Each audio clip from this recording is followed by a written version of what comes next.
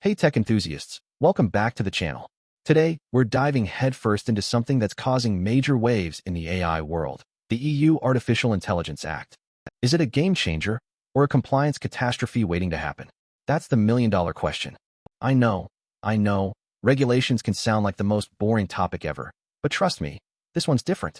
This isn't just some bureaucratic mumbo-jumbo. It's a fundamental shift in how AI is developed, deployed, and used globally. And it's already here. August 1st, 2024, marked the entry into force, and things will start kicking off as soon as February 2nd, 2025.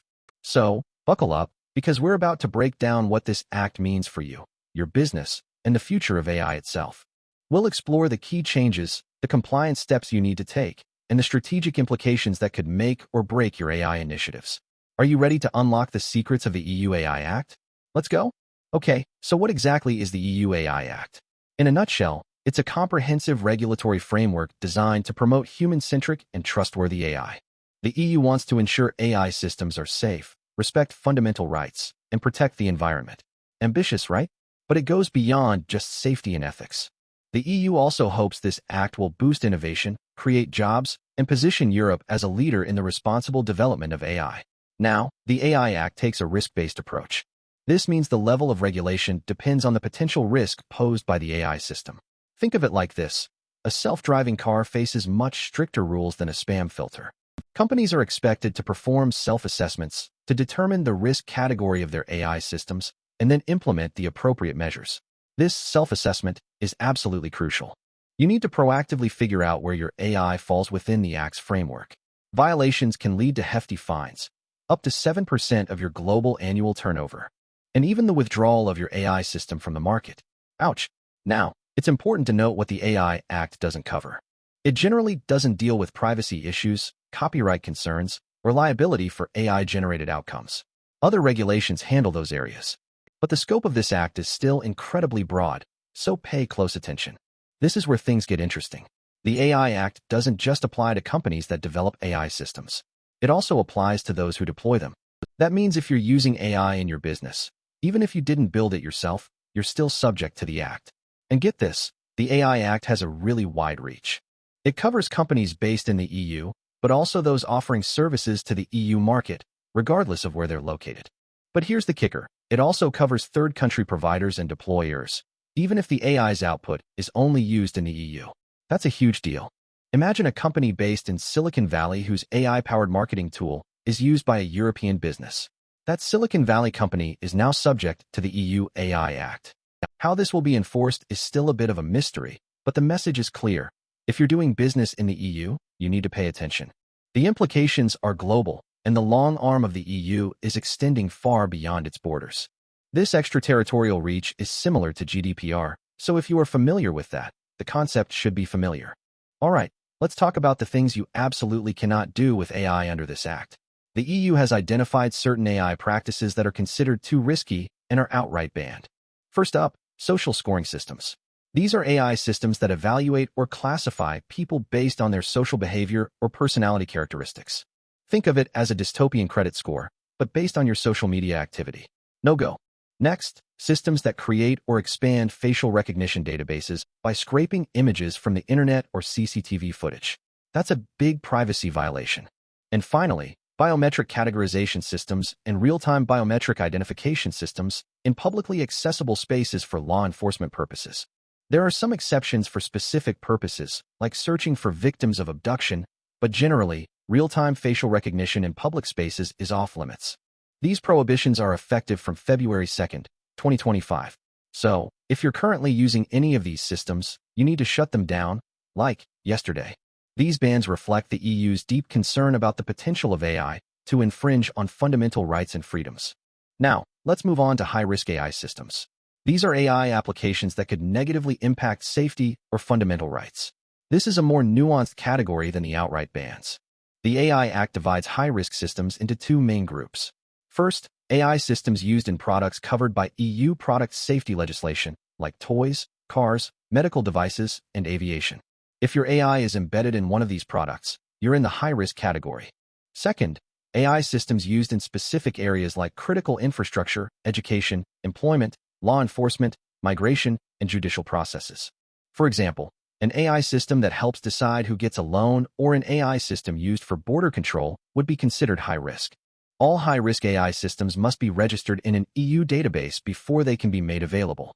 They're also subject to an extensive compliance mechanism that covers everything from risk management and data governance to technical documentation, transparency, and human oversight. These obligations come into effect on August 2nd, 2026. The classification of high-risk systems can be tricky, so it's important to carefully assess your AI applications against the criteria laid out in the Act. Okay, this is where things get really interesting, especially for those of you working with large language models like GPT-3 or similar technologies.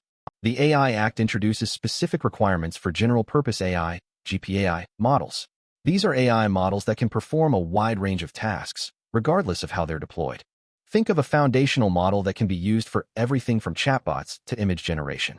Here's the crucial point. The GPAI-related obligations only apply to providers of GPAI models, not to the developers or deployers of downstream applications that use those models. So, if you're building a chatbot using a GPAI model, you're not directly subject to these requirements. However, GPAI model providers have to maintain up-to-date technical documentation, provide summaries of the data used for training, and comply with EU copyright laws.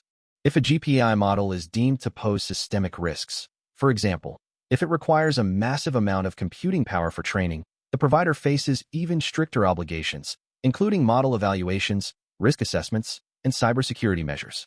The GPAI regulatory framework applies from August 2nd, 2025.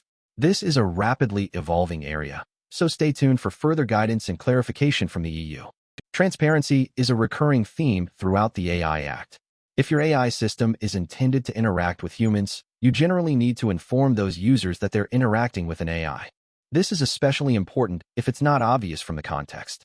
Think of a chatbot that tries to pass itself off as a human customer service representative. That's a no-no. Similarly, if you're deploying emotion recognition systems, biometric categorization systems, or systems that generate deepfakes, you need to inform the people who are exposed to them.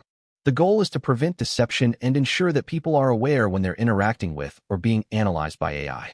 These transparency obligations are effective from August 2nd, 2026. It's all about being upfront and honest about the use of AI, fostering trust, and preventing potential harm. This is a really interesting and often overlooked aspect of the AI Act, AI literacy. The Act requires both providers and deployers of AI systems to ensure that their staff and anyone else involved in operating AI systems have a sufficient level of AI literacy. This means providing adequate training and education to understand how AI systems work, their limitations, and their potential risks. The level of AI literacy required depends on factors like the technical knowledge of the individuals involved and the context in which the AI systems are being used. The AI literacy requirement applies from February 2nd, 2025. This isn't just about ticking a box. It's about creating a workforce that can responsibly and effectively use AI, minimizing the risk of errors, biases, and unintended consequences. It's about empowering your team to be active participants in the AI revolution, not just passive observers. Okay, let's talk about the consequences of noncompliance. The AI Act comes with some serious teeth. If you engage in a prohibited AI practice, you could face a fine of up to 35 million euros or 7% of your worldwide annual turnover, whichever is higher. That's a massive penalty. Failure to comply with other obligations under the Act can lead to fines of up to 15 million euros or 3% of annual turnover. But it's not just about the money. The EU market surveillance regulation is also incorporated into the AI Act, which means that authorities can order you to withdraw your AI system from the market if you're not in compliance. To ensure consistent enforcement across the EU, several authorities are being set up at both the EU and national levels. The AI Office, established in January 2024, will play a key role in overseeing GPAI models.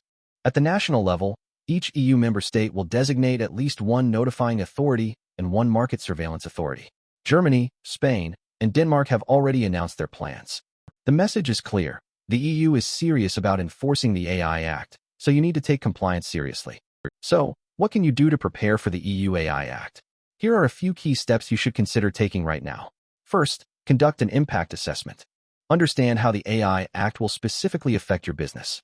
Which AI systems do you use, develop, or place on the market? Do they fall within the scope of the Act? What is your role? Are you a provider, deployer, importer, or distributor? And most importantly, which risk category applies to your AI systems? Once you've assessed your situation, start implementing compliance mechanisms. Design and implement tailored compliance programs based on your role and the applicable risk category. This might involve updating your data governance policies, improving your technical documentation, or providing additional training to your staff. It's also crucial to monitor the regulatory landscape. The AI Act will be further defined by guidelines, codes of conduct, and implementing acts. Pay close attention to these developments to ensure you're staying up to date. And finally, consider engaging in policy discussions and dialogues with regulators. Especially if you're dealing with high-risk systems or GPAI models, getting involved in the European Commission's consultations can give you valuable insights into future regulatory developments and help shape the creation of guidelines. Remember, proactive engagement is key to navigating this complex regulatory landscape. Now, let's address a critical tension: the conflict between AI transparency and the protection of trade secrets. The EU AI Act, along with other regulations like the EU Data Act, mandates transparency through detailed technical documentation and data access. However, this can potentially expose valuable intellectual property like algorithms, training methodologies, and secret formulas. Companies need to find a balance between complying with these obligations and safeguarding their competitive advantage. One strategy is to carefully redact sensitive information from technical documentation while still providing enough detail to meet regulatory requirements. Another approach is to implement robust data access controls, limiting access to confidential data to authorized personnel only. It's also crucial to have clear contractual agreements with third parties who have access to your data, ensuring they protect your trade secrets. Christopher Suarez and Anne-Gabrielle Hay of Stepto have written extensively on this topic, highlighting the importance of proactive risk management and strategic planning. The key is to be proactive and develop a strategy that protects your intellectual property while still meeting your regulatory obligations. So, there you have it, a breakdown of the EU AI Act and its implications. It's a complex piece of legislation, but it's crucial for anyone involved in the development or deployment of AI. The EU AI Act is not just a regulatory hurdle. It's an opportunity to build more trustworthy and ethical AI systems. By embracing a proactive and pragmatic approach to compliance, you can not only minimize your risks but also gain a competitive advantage. The AI landscape is constantly evolving, and the EU AI Act is just the beginning. Make sure to stay informed, engage with regulators, and prioritize responsible AI development. What do you think about the EU AI Act? Is it a step in the right direction, or will it stifle innovation? Let me know your thoughts in the comments below. And don't forget to like and subscribe for more in-depth analysis of the latest developments in the AI world. Thanks for watching, and I'll see you in the next video.